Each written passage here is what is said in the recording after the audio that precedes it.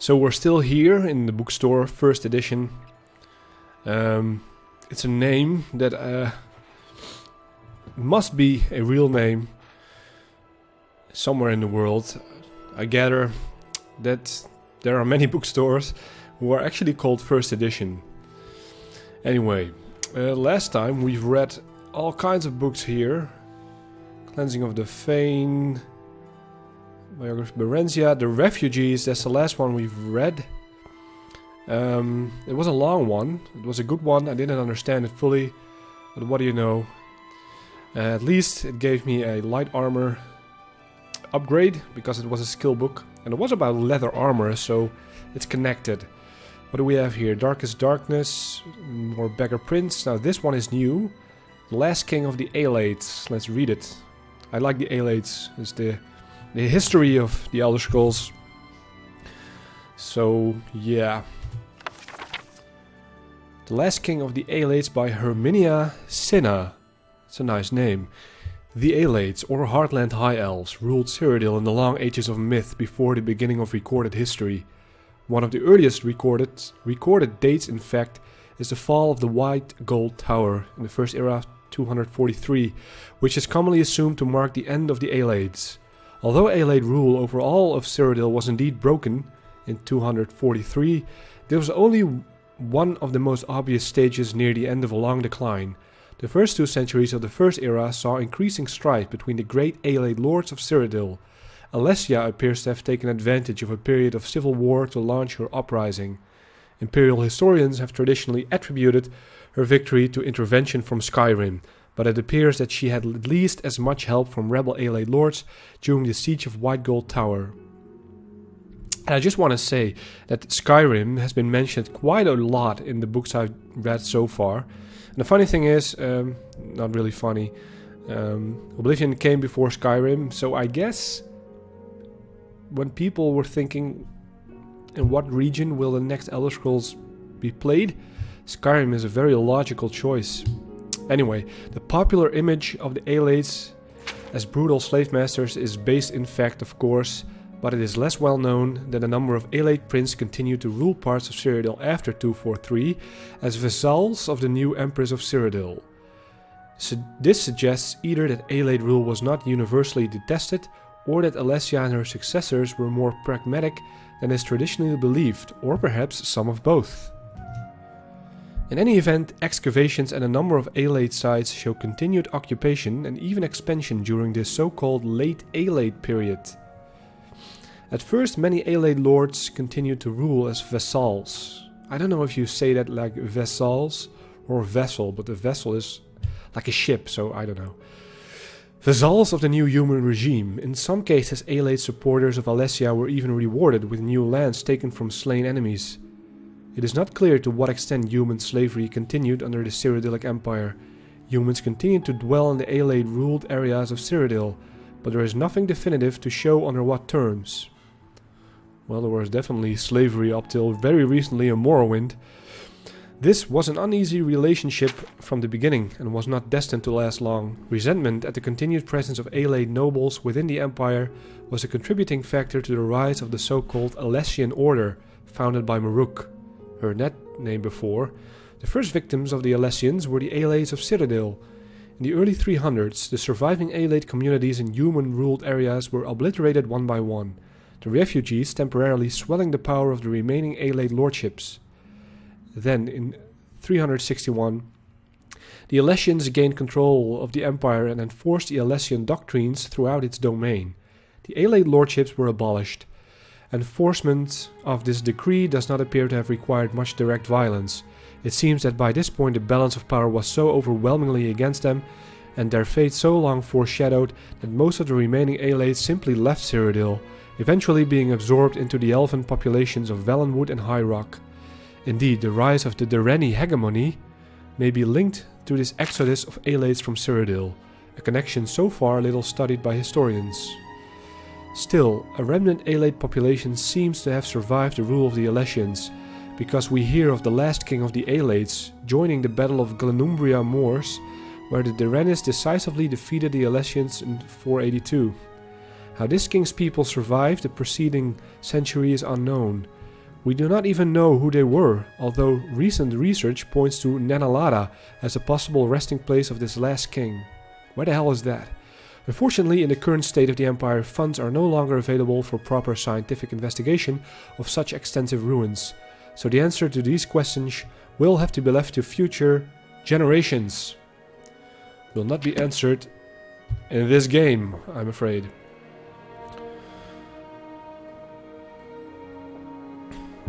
But it makes me wonder if we're actually going to find Ayleids in Oblivion. I can't really remember anymore. Like I said before, I have played it a lot, but I've never finished all of it, and it's been a while. Okay, next bookshelf. At least we finished one. So many knowledge. The Manual of Arms. I've read it. The Brief History of the Empire. I think I've read the first one. Yeah, I've definitely read the first one. So there are 4 in total. So here we go. Let's learn about the history of the Empire. Version 2, the same writer, Stranek Ktuch III. He was an Imperial historian. So I think the first one explained how about the First Order, Pelagius, and the heirs, distant heirs of Tiber Septim, or his grandfathers, and how the world shaped itself. Oh, stupid me. I'm explaining it, but the book is explaining Volume 1 as well, so that's a good thing. Volume 1 of this series described in brief the lives of the first 8 emperors of the Septim dynasty, beginning with the glorious Tiber Septim, and ending with his great-great-great-grandniece Kintira II. Kintira's murder in Glenpoint while in captivity is considered by some to be the end of the pure strain of Septim blood in the Imperial family. Certainly, it marks the end of something significant. It's nice that they do that, because for all you know, you're reading the second part 100 hours later, which might be a few months, and you would have forget the first book altogether. Anyway, Uriel III not only proclaimed himself Emperor of Tamriel, but also Uriel Septim III, taking the eminent surname as a title. In truth, his surname was Montiarco from his father's line. In time, Uriel III was deposed, and his crimes reviled, but the tradition of taking the name Septim as a title for the Emperor of Tamriel did not die with him. For 6 years, the War of the Red Diamond, which takes its name from the Septim family's famous badge, tore the empire apart. The combatants were the 3 surviving children of Pelagius II, Potema, Severus, and Magnus, and their various offspring. Potema, of course, supported her son Uriel III, and had the combined support of all of Skyrim and northern Morrowind. With the efforts of Severus and Magnus, however, the province of High Rock turned coat. The provinces of Hammerfell, Somerset Isle, Valenwood, Elsewhere, and Blackmarsh were divided in their loyalty, but most kings supported Severus and Magnus. In the Third Era, 127 Uriel III was captured at the Battle of Ichidak in Hammerfell. En route to his trial in the Imperial city, a mob overtook his prisoner's carriage and burned him alive within it.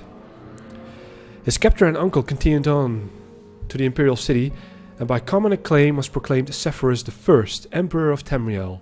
Severus' reign was marked by nothing but war. By all accounts, he was a kind and intelligent man, but what Tamriel needed was a great warrior, and he, fortunately, was that. It took an additional 10 years of constant warfare for him to defeat his sister Potema, the so-called Wolf Queen of Solitude, who died in the siege of her city-state in the year 137. Yeah, and the Wolf Queen, I know that book has like 8 parts. It's a very long story about Potema. Severus survived his sister by only 3 years. He never had time during the war years to marry, so it was his brother, the 4th child of Pelagius II, who assumed the throne. The Emperor Magnus was already elderly when he took up the imperial diadem, and the business of punishing the traitorous kings of the War of the Red Diamond drained much of his remaining strength. Legend accuses Magnus' son and heir Pelagius III of patricide, but that seems highly unlikely, for no other reason than that Pelagius was king of Solitude following the death of Potema and seldom visited the imperial city. Pelagius III, sometimes called Pelagius the Mad, was proclaimed emperor in the 145th year of the Third Era. Almost from the start, his eccentricities of behavior were noted at court. He embarrassed dignitaries, offended his vassal kings, and on one occasion marked the end of an imperial grand ball by attempting to hang himself. His long-suffering wife was finally awarded the regency of Tamriel, and Pelagius III was sent to a series of healing institutions and asylums until his death in 153, at the age of 34. That's a sad story. The Empress Regent of Tamriel was proclaimed Empress Cataria I upon the death of her husband. Some who do not mark the end of the Septim bloodline with the death of Kintera II consider the ascendancy of this dark elf woman the true mark of its decline. Her defenders, on the other hand, assert that though Cataria was not descended from Tiber, the son she had with Pelagius was, so the imperial chain did continue. Despite racist assertions to the contrary, Cataria's 46-year reign was one of the most celebrated in Tamriel's history. It's a long time. Uncomfortable in the imperial city, Cataria traveled extensively throughout the empire, such as no emperor ever had since Tiber's day. She repaired much of the damage that the previous emperor's broken alliances and bungled diplomacy created. The people of Tamriel came to love their empress far more than the nobility did. Cataria's death in a minor skirmish in Black Marsh is a favorite subject of conspiracy-minded historians. The sage Montalius' discovery, for instance, of a disenfranchised branch of the Septim family and their involvement with the skirmish was a revelation indeed. When Cassander assumed the throne upon the death of his mother, he was already middle-aged. Only half-elven, he aged like a Breton. In fact, he had left the rule of Wayrest to his half-brother Uriel due to poor health. Nevertheless, as the only true blood relation of Pelagius and thus Tiber, he was pressed into accepting the throne. To no one's surprise, the Emperor Cassander's reign did not last long. In 2 years, he joined his predecessors in eternal slumber. Uriel Lariat, Cassander's half-brother and the child of Cataria I, and her imperial consort Galavir Lariat, after the death of Pelagius III, left the kingdom of Wayrest to reign as Uriel IV. Legally, Uriel IV was a Septim. Cassander had adopted him into the royal family when he had become king of Wayrest. Nevertheless, to the council and the people of Tamriel, he was a bastard child of Cataria. Uriel did not possess the dynamism of his mother, and his long 43-year reign was a hotbed of sedition. Uriel's fourth story is told in the 3rd volume of this series. The bastard child will not be almost every time bad. If we're watching Game of Thrones, you know, all the bastard childs are doing very good. Anyway, so the 3rd volume, that's this one. The 1st volume of this series told in brief the story of the succession of the first 8 emperors of the Septim dynasty from Tiber I to Kintera II. The 2nd volume described the War of the Red Diamond and the 6 emperors that followed its aftermath, from Uriel III to Cassander I. At the end of that volume, it was described how the Emperor Cassander's half-brother Uriel IV assumed the throne of the Empire of Tamriel. It will be recalled that Uriel IV was not a Septim by birth. His mother, though she reigned as empress for many years, was a dark elf married to a true Septim emperor, Pelagius III. Uriel's father was actually Cataria's once consort after Pelagius' death, a Breton nobleman named Galavir Lariat. Before taking the throne of empire, Cassander I had ruled the kingdom of Wayrest, but poor health had forced him to retire. Cassander had no children, so he legally adopted his half-brother Uriel and abdicated the kingdom. 7 years later, Cassander inherited the empire at the death of his mother. 3 years after that, Uriel once again found himself the recipient of Cassander's inheritance. Uriel IV's reign was a long and difficult one. Despite being a legally adopted member of the Septim family, and despite the Lariat family's high position, indeed they were distant cousins of the Septims, few of the Elder Council could be persuaded to accept him fully as a blood descendant of Tiber.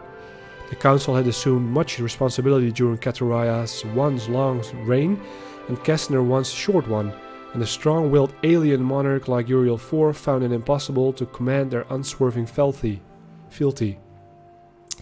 Time and again the council and emperor were at odds, and time and again the council won the battles. Since the days of Pelagius II, the Elder Council had consisted of the wealthiest men and women in the empire, and the power they wielded was conclusive. They still exist to this day in the Imperial city. The council's last victory over Uriel IV was posthumous. Andorak, Uriel IV's son, was disinherited by vote of council, and the cousin more closely related to the original Septim line was proclaimed Severus II in 247. For the first 9 years of Severus II's reign, those loyal to Andorak battled the Imperial forces. In an act that the sage Arantine called Tiber Septim's heart beating no more, the council granted Andorak the High Rock Kingdom of Shornhelm to end the war, and Andorak's descendants still rule there. By and large, Severus II had foes that demanded more of his attention than Andorak. From out of a Cimmerian nightmare, in the words of Arantine, a man who called himself the Comoran usurper led an army of Daedra and undead warriors on a rampage through Valenwood, conquering kingdom after kingdom. We read about him in the Refugees. Few could resist his onslaughts, and as month turned to bloody month in the year 249, even fewer tried. Severus II sent more and more mercenaries into Hammerfell to stop the usurper's northward march, but they were bribed or slaughtered and raised as undead. Oh, that's not a good thing. The story of the Comoran usurper deserves a book of its own. It is recommended that the reader find Pollock's Ilthries, The Fall of the Usurper for more detail. Will do. In short, however, the destruction of the forces of the usurper had little to do with the efforts of the emperor. The result was a great regional victory and an increase in hostility toward the seemingly inefficacious empire. Uriel V, Severus II's son and successor, swiveled opinion back toward the latent power of the empire. Turning the attention of Tamriel away from internal strife, Uriel V embarked on a series of invasions, beginning almost from the moment he took the throne in 268. Uriel V conquered Roscria in 271, Cathnoce in 276, Ineslia in 279 and Asroniet in 284. In 288 he embarked on his most ambitious enterprise, the invasion of the continent kingdom of Akavir. This ultimately proved a failure, for 2 years later Uriel V was killed in Akavir on the battlefield of Yonith. Nevertheless, Uriel V holds a reputation second only to Tiber as one of the 2 great warrior emperors of Tamriel. The last 4 emperors, beginning with Uriel V's infant son, are described in the 4th and final volume of this series. So this emperor was Uriel 7 or 8? I mean, Patrick Stewart, the emperor in this game. Let's read volume 4. The first book of this series described in brief the first 8 emperors of the Septim dynasty beginning with Tiber I. The second volume described the War of the Red Diamond and the 6 emperors who followed. The third volume described the troubles of the next 3 emperors, the frustrated Uriel IV, the ineffectual Severus II, and the heroic Uriel V. On Uriel V's death across the sea in distant hostile Akavir, Uriel VI was but 5 years old. In fact, Uriel VI was born only shortly before his father left for Akavir. Uriel V's only other progeny by a morganatic alliance were the twins Moriatha and Eloisa, who had been born a month after Uriel V left. Uriel VI was crowned in the 209th year of the Third Era. The Imperial consort Teutonica, as the boy's mother, was given a restricted regency until Uriel VI reached his majority. The Elder Council retained the real power, as they had ever since the days of Catariah I. The Council so enjoyed its unlimited and unrestricted freedom to promulgate laws and generate profits that Uriel VI was not given full license to rule until 307, when he was already 22 years old. He had been slowly assuming positions of responsibility for years, but both the council and his mother, who enjoyed even her limited regency, were loath to hand over the reins. By the time he came to the throne, the mechanisms of government gave him little power except for that of the imperial veto. Not much of a monarchy anymore. This power, however, he regularly and vigorously exercised. By 313, Uriel VI could boast with conviction that he truly did rule Tamriel. He utilized defunct spy networks and guard units to bully and coerce the difficult members of the Elder Council. His half-sister, Morihatha, was not surprisingly his staunchest ally, especially after her marriage to Baron Ulf Gerson of Winterhold, brought her considerable wealth and influence. As the sage Ugorich said, Uriel V conquered Asroniet, but Uriel VI conquered the Elder Council. When Uriel VI fell off a horse and could not be resuscitated by the finest imperial healers, His beloved sister Morihatha took up the Imperial tiara. At 25 years of age, she had been described by admittedly self-serving diplomats as the most beautiful creature in all of Tamriel. A beautiful queen. She was certainly well-learned, vivacious, athletic, and a well-practiced politician. She brought the Archmagister of Skyrim to the Imperial city and created the second Imperial battle mage since the days of Tiber Septim. Morihatha finished the job her brother had begun and made the Imperial province a true government under the Empress and later the Emperor. Outside the Imperial province, however, the Empire had been slowly disintegrating. Open revolutions and civil wars had raged unchallenged since the days of her grandfather, Severus II. Carefully coordinating her counterattacks, Morihatha slowly claimed back her rebellious vassals, always avoiding overextending herself. Though Morihatha's military campaigns were remarkably successful, her deliberate pace often frustrated the council. One councilman, an Argonian who took the Colovian name of Thoricles Romus, furious at the refusal to send troops to his troubled Black Marsh, is commonly believed to have hired the assassins who claimed her life in 339. Romus was summarily tried and executed, though he protested his innocence to the last. Morihatha had no surviving children, and Eloisa had died of a fever 4 years before. Eloisa's 25-year-old son, Pelagius, was thus crowned Pelagius IV. Pelagius IV continued his aunt's work, slowly bringing back under his wing the radical and refractory kingdoms, duchies, and baronies of the empire. He exercised Morihatha's poise and circumspect pace in his endeavors, but alas, he did not attain her success. The kingdoms had been free of constraint for so long that even a benign imperial presence was considered odious. Nevertheless, when Pelagius died after a notably stable and prosperous 29-year reign, Tamriel was closer to unity than it had been since the days of Uriel I. They die off so quickly. Our current emperor, his awesome and terrible majesty, Uriel Septim VII, son of Pelagius IV, has the diligence of his great-aunt Morihatha, the political skill of his great-uncle Uriel VI, and the military prowess of his great-grand-uncle Uriel V, so he has it all. For 21 years he reigned and brought justice and order to Tamriel. In the year 389, however, his imperial battle mage Jagar Tharn betrayed him. Uriel VII was imprisoned in a dimension of Tharn's creation, and Tharn used his sorcery evolution to assume the emperor's aspect. For the next 10 years, Tharn abused imperial privilege but did not continue Uriel VII's schedule of reconquest. It is not yet entirely known what Tharn's goals and personal accomplishments were during the 10 years he masqueraded as his liege lord. In 399, an enigmatic champion defeated the battle mage in the dungeons of the Imperial Palace and freed Uriel VII from his other dimensional jail. Since his emancipation, Uriel Septim VII has worked diligently to renew the battles that would reunite Tamriel. Tharn's interference broke the momentum, it is true, but the years since then have proven that there is hope of the golden age of Tiber Septim's rule, glorifying Tamriel once again.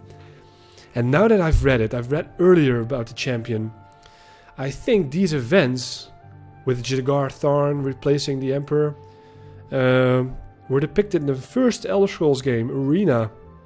I think you were the champion and you needed to defeat Jagar Tharn. I haven't played that game, it's very old. And I think that are the events portrayed here. It's the same Emperor. So that's it. A brief history of the Empire of the Elder Scrolls.